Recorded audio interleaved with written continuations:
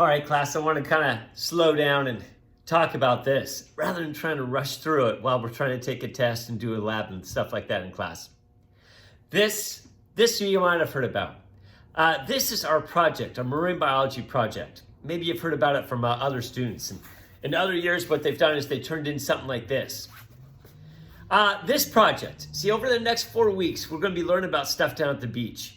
And your job is you got to go down to the beach and take pictures of 25 animals and 8 seaweeds. You got to find them. And then after you take pictures of them, you got to correctly identify them. You're going to find some information about them. You're going to put it all together and you're going to turn in something that you're proud of. Now, I'm going to say these 3 things over the next five weeks quite a bit. Number 1, this is one of the most time-consuming projects that you're going to do in your high school career. It's going to take a lot of effort on your part to do this project. Number 2, you're going to learn more doing this project than any other project in your high school career. That's the point of this. Number 3, the best part, you're going to have more fun doing this project than any other project in your high school career. I guarantee it. All right, let's go through it. This is what you're going to turn into me. It can either be as a hard copy like this, or it could be in some kind of digital meme. I'll leave it up to you. Number 1, you give me a title page. I need that.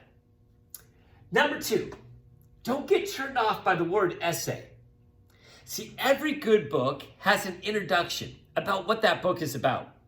And what I want you to do is I want you to write a little introduction about life down at the Intertidal zone.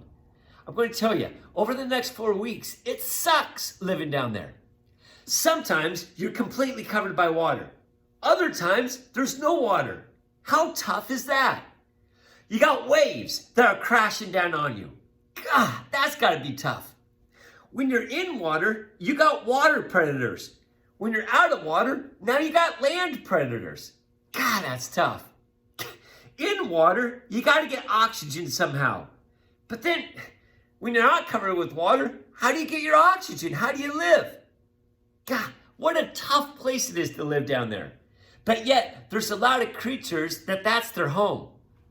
See, what I want you to do in this essay is you're going to write down, why does it suck? What are the challenges of living down at the Intertidal zone? I just rattled off a few. And then, you're going to highlight at least 3 things that you saw down at the beach. 3 things that overcome that suckiness issue. Like, they're able to live where there's no water because they blah, blah, blah, blah, blah, blah, blah. Or I noticed that the way they get away from land predators is they blah, blah, blah, blah, blah, blah. Over the next 4 weeks, I'm going to be talking about this even more in class. All right, this essay is going to be 19 points. In order for it to be what I think is a good job, is at least 2 pages, double-spaced. I want it to be written in your own words. I know when you Google and you copy and paste, those are not words that you as a high school student use. Use words and terminologies that we've talked about in this class. Man, if ever anybody uses one that they talk about an osculum, a snail's trap door, I'll never use that word in class. If I ever see that in an essay, I just cross it out and give it a 0. I know that that's not your words. Use terminology, use words, use concepts that we've learned in this class. Put it in your own words. All right, you're going to take pictures of 25 animals and 8 seaweeds. There's going to be one of them that you're just like amazed by the picture. What I want you to do is you give me your favorite pictures. You indicated it, and I'm going to give you 5 points for that. Let me move this over here. Next thing, man, there's going to be something that you're so excited that you found it. It's your coolest find. You're going to tell me what your coolest find was, where it was, and how did you find it. I'm going to give you 5 points for it. Next thing, you're going to have a description of the sites that you went to. Like, tonight, after I make this video, I'm going to go to Golden Gardens. So I'd write down, March 10th, I went to Golden Gardens at 7 o'clock at night. Then you're going to say, what was the low tide? Low tide that night was a 0.7. So you're going to keep a list of all the times you went down to the beach. What was the time that you went down to the beach? What was the date? And what was the tide? And you're going to write it all up here. I'm telling you, in all my years of doing this project, there's only been 3 people that have only gone down to the beach once. And in one trip, they found 25 animals and 8 seaweeds. For most people, it takes at least 3 times of going down to the beach. Maybe 4 times of going down to the beach. God. So that's what I'm saying. It's going to take a lot of time and effort on your part. To go down to the beach when there's a low tide, walk around down at the beach for about an hour, take pictures of things, and now you're going to have to do it again and then again. Photographs. You're going to take your photographs. Again, 8 seaweeds and 25 animals. You need to have something of yours in each one of your photographs. It could be an ASB card, your ASB card.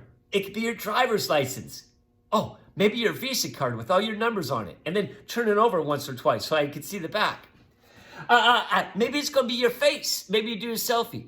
Maybe it's your favorite toy. But I needed something of yours in every one of your pictures. Otherwise, I think you're just using somebody else's picture. So I need it to be yours. Then what you're going to do is you're going to have to correctly identify all of your animals and all of your plants. You're going to correctly identify them. You're going to include your common name. What type of animal is it? Is it like a mollusk gastropod? Is it a mollusk bivalve? Is it a cephalopod? How does it reproduce? And then what are some interesting facts about it? It's going to take you a lot of time. It's going to take you a lot of time to go down to the beach and take pictures. It's going to take you a lot of time to kind of figure out what all those things are. And then you're going to put it all together. And after you do that, you should turn in something that you're proud about. In doing so, you're going to learn a whole lot. And in doing so, you're going to have fun. The best thing to do is go down to the beach, not just by yourself, but go down with somebody else. Bring mom and dad down. Meet a couple friends down at the beach. Stay 6 feet apart. But you're going to do this. I'm going to be talking about this project every single day. So there you go. That's introducing this project. And it's due. It's due the week after spring break. April 19th and April 20th. We got Wednesdays are free days. We're not doing anything. Those would be great days to go down to the beach. Throughout the next 5 weeks, I'll be telling you when the low tides are and what are some good places to go to. All right, everybody. You're going to love this project.